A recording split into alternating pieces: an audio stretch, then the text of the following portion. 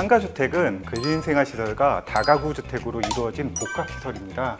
투자자 입장에서 장점과 단점은 무엇이 있을까요? 상가주택의 가장 큰 장점은 수익과 거주를 한꺼번에 해결할 수 있다는 점입니다. 특히 이제 1층 상가 부분이 굉장히 중요한데요. 1층은 건물의 얼굴이자 전체 임대 수익 중에서 많은 부분을 차지하고 있습니다. 아는 지역, 친숙한 지역부터 상가주택 찾는 거를 시작하라고 말씀드리고 싶습니다. 신에게는 아직 금융대첩에서 승리할 12편의 비밀병기가 남아있습니다. 김순신의 금융대첩 썰은 김순신입니다. 12편 중 벌써 5편이나 촬영을 진행했는데요. 감회가 새롭습니다. 그럼 오늘도 여러분의 자산을 더 크게 모으고 불려주시기 위해 숨겨왔던 저희 5번째 비밀병기 KBWM 스타자문단 이은택 위원님을 어렵게 모셨습니다. 안녕하십니까? 네, 안녕하십니까. KBWM 스타자문단 이은택입니다. 네, 위원님 만나서 반갑습니다. 저희 금융대첩에서 미국 증시, 그다음에 가상자산, 유가증권 관련해가지고 계속 시리즈로 내보내고 있는데요. 그 KB증권 자문단 분들을 계속 만나 뵙고 있는데 이사님 섭외가 상당히 어려웠다고 하는데 도대체 어디 계셨던 겁니까?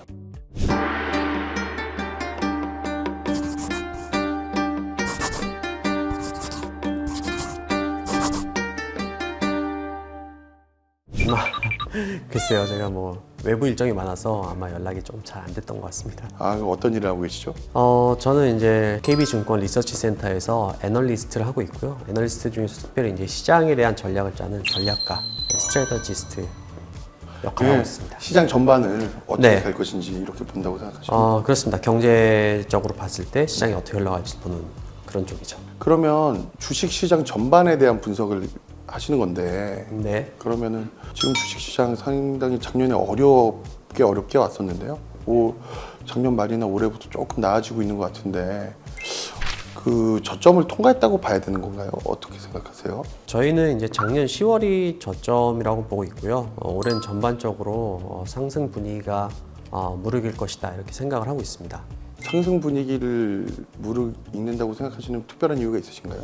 시장에서 이제 뉴스 보면은 이제 월가도 그렇고 좀 비관론이 주되게 있어요. 근데 저희들은 그것과 달리 좀 낙관론을 가지고 있고 상반기에도 그렇게 봤고 하반기도 역시 저희들은 전반적으로 괜찮을 거다라고 보고 있는데 가장 큰 이유는 실적 장세로 넘어간다는 것입니다. 실적 장세 용어만 보면 조금 어려운데요. 조금 쉽게 풀어주실 수 있으십니까? 일반적으로 실적 장세라고 하면은 이제 실적이 말 그대로 올라가면서 주가가 상승하는 장세입니다. 이게 어떻게 이제 상승장이 나뉘냐면은 이제 주가가 하락장이 끝나고 나서 반등할 때 이게 기업 이익이 올라가면서 주식이 올라가면은 사실 주식을 하기가 그래도 좀 쉬울 거예요. 이익이 올라간다는 걸 확인하니까. 근데 애석하게도 주식시장은 그렇게 가지 않죠. 먼저 유동성의 힘으로 우리가 보통 밸류에이션이라고 보죠. PER, 펄아웃 부르는 것이 먼저 올라가고요. 그 다음에 실적은 나중에 올라갑니다. 그래서 보통 금융장세가 한 4개월에서 6개월 정도 펼쳐지고 그 다음에 이제 실적 장세로 가는데 실적은 뒤늦게 올라가는 거죠. 그래서 이번에도 보시면 10월이 바닥이고 4월까지 올라간 거는 금융장세, 그러니까 이익 추정치는 계속 하향됐어요. 그러니까 이거 보면 기업 이익은 안 좋다 이런 뉴스가 나왔죠. 근데 주가는 그걸 타고 계속 올랐어요. 그 이제 유동성의 힘으로 금융장세라고 하죠. 유동성이 올랐고 5월부터는 12개월 포워드 EPS, 그러니까 12개월 선행한 그 기업 이익이 바닥을 찍고 반등을 이미 시작하고 있습니다. 그래서 이런 반등들이 주가의 상승을 만드는 것들이 실적 장세라고 보시면 될 것 같습니다. 그럼 결국에는 EPS가 아직 반영되지 않음에도 불구하고 상반기는 조금 올랐다고 보시는 거네요. 그렇죠. 정확히 말하면은 EPS가 올라갈 거라는 기대가 주가를 끌어올리고 네, 그런 기대들이 보통 맞는 경우들이 대부분 많죠. 하반기에는 EPS가 어떻게 될 거라고 보시는 거예요? 계속 올라간다고 보시는 건가요? 전반적으로 EPS는 계속 올라갈 거라고 보고 있습니다. 별다른 이유가 있을까요?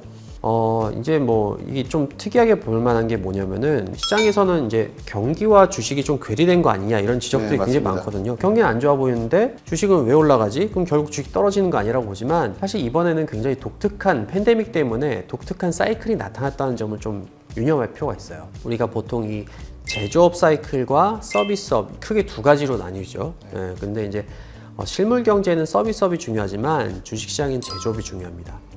제조업 사이클은 또 뭘 따라가냐면은 재고 사이클을 따라가요. 재고가 쌓는 와중에 그러면서 주문이 늘고 기업 이익이 좋아지고요. 재고를 줄이는 과정에서 이제 크래시가 발생하죠. 근데 재고라고 하면은 우리가 생각해보면 한 가지 팬데믹 때 독특한 현상이 있었어요. 그게 뭐냐면은 공급 병목 현상이라는 게 있었죠. 공급 병목 현상. 네. 그래가지고 공급 병목 현상 때문에 재고가 없어서 판매하지 못할지도 모른다는 공포가 전 세계를 덮쳤어요. 특히 선진국들을. 그러다 보니까 나라도 재고를 쌓아야지 하면서 엄청나게 주문을 냈죠. 그 시간이 갔어요. 그래서 실제로 그럼 재고가 없어서 문제였냐? 아니에요. 막상 오니까 재고가 너무 넘쳐나는 거예요. 너무 과잉 오더, 과잉 주문을 해놔가지고 재고가 엄청나게 쌓인 거죠. 그러다 보니까 이제부터는 재고가 너무 많다, 줄여야겠다라고 하면서 이 신규 주문 같은 것들이 완전히 말라붙어 버렸어요.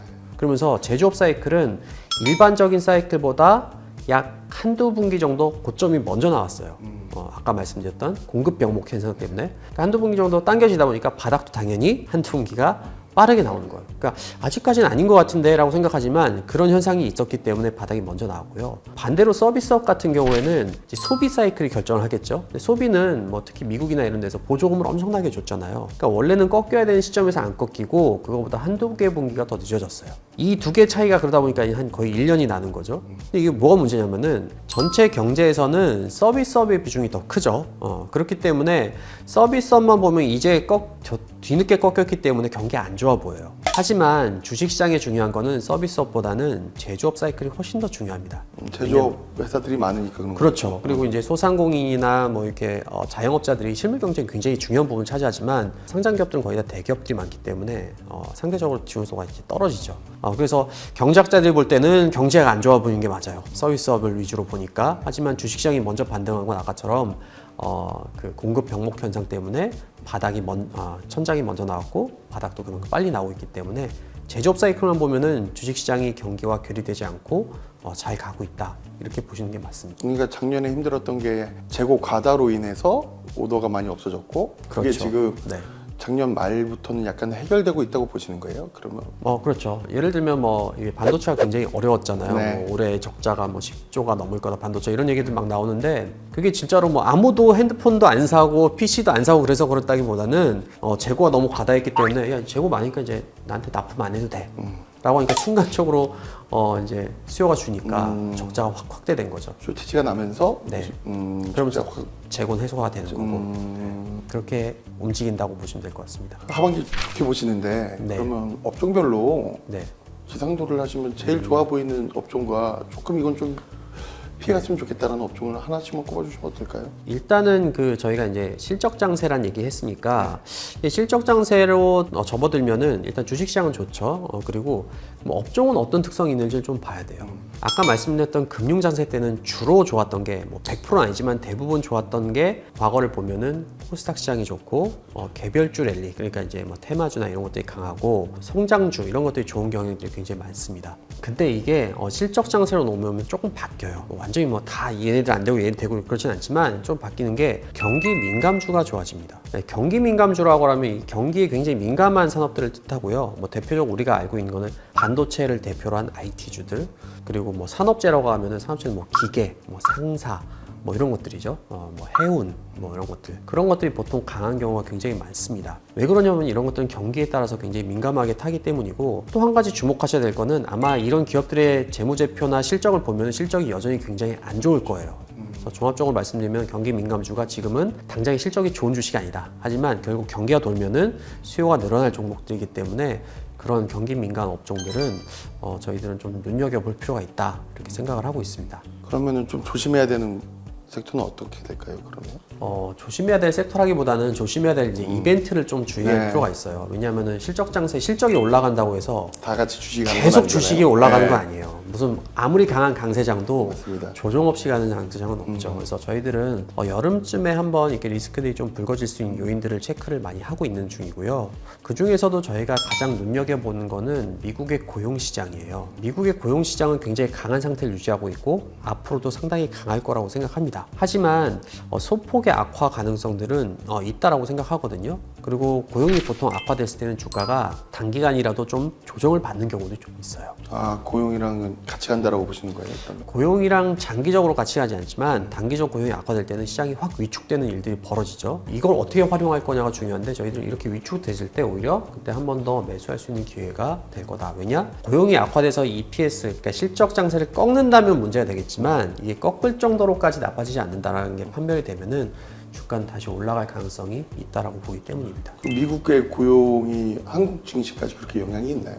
아, 그렇죠. 왜냐하면 미국의 어떤 위험 선호도가 전 세계로 파급 영향이 크기 때문에 미국 고용들을 많이 보시는 게 적절하다고 생각됩니다. 하반기 주식시장 아주 좋게 봐주시고 그다음에 여러 힌트도 많이 주셨는데요. 하반기 주식시장 전망 5글자로 정리한다면 어떤 게 될까요? 5글자요. 저희가 실적을 많이 강조했으니까 네. 실적장 주목 이렇게 해보겠습니다. 실정작 주목 이렇게. 실적장 주목. 네. 영상을 보시는 시청자분들께서도 하반기에도 주식 부자가 되길 바라실 텐데요. 시청자분들께 꼭 하반기에 하시고 싶은 말씀이나 아니면 꼭 하반기가 아니더라도 주식 시장에 접근하실 때 유의를 하시거나 하나의 당부의 말씀을 하신다면 어떤 게 있을까요? 어렵지만 누구의 말을 따라가는 것보다는 경제 지표나 데이터가 답을 갖고 있다고 생각해요. 데이터를 보고 스스로 판단하신다면은 더욱 좋은 성과를 얻으실 수 있을 거라고 저는 생각하고 있습니다. 위원님 바쁘신 시간 내주시고 참여해 주셔서 감사합니다. 본 영상을 보신 모든 분들이 하반기에 성투하셨으면 좋을 것 같습니다. 위원님도 그렇게 생각하시죠? 네, 성투하시길 바라겠습니다. 그래서 오늘 나오셔서 여러 좋은 말씀 해주셨는데 저희 김순신의 금융대출 나오신 네. 소감 한마디 부탁드립니다. 즐겁게 촬영하고 갑니다. 그러니까 아직 알고자 하면 돈이 붙을 것이요 모르고자 하면 돈이 새나갈 것이다. 오늘도 이은택 위원님과 함께 하반기 주식시장 전망에서 승리할 비법을 확인해봤는데요. 앞으로도 12편의 금융대첩에서 승리하고 싶은 주제나 내용이 있다면 댓글로 많이 남겨주세요. 좋아요와 구독, 알림 설정까지 부탁드립니다. 김순신의 금융대첩 저는 이만 물러나도록 하겠습니다. 오늘도 시청해주셔서 감사합니다. 안녕하세요, 김연아입니다. 지금 보신 이 영상 재밌고 유익하셨나요? 구독을 해주시면 더 재밌고 유익한 영상을 보여드릴게요. 좋아요와 댓글도 많이 부탁드립니다.